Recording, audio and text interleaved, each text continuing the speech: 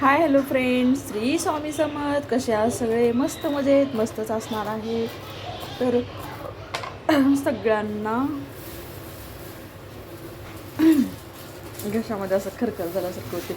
एकदम थंड पाणी पिऊन का घशात खरखर झाल्यासारखं व्हायला लागले. बघा मी काय बनवते, इकडे भेळ बनवते. मुरमुरे घेतले आहे, फरसण, कांदा, टोमॅटो, कोथिंबीर आणि हिरवी मिरची, चवीनुसार मीठ आणि थोडंसं मिरची पावडर टाकते आणि त्याला मिक्स करून घ्यायचं. जर आपल्याला तिखट आवडत असेल तर टाकायचं, नाहीतर नाही टाकलं तरी चालतं. खूप छान टाईमपास म्हणून आपल्याला भेळ खायची. मग भेळ खाणं झालं, मग आता म्हणलं चला शेवभाजी करावं.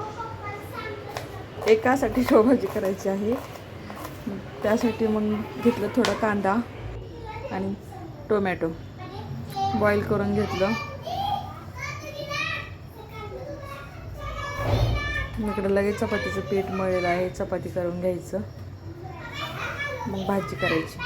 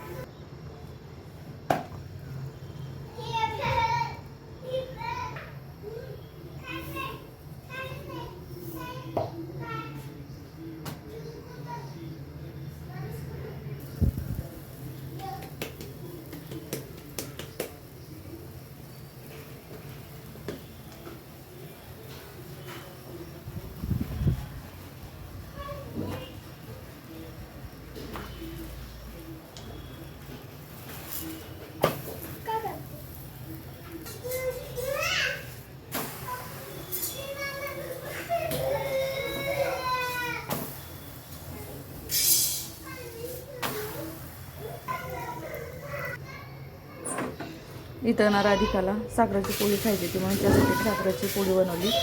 थोडंसं भात ठेवलं.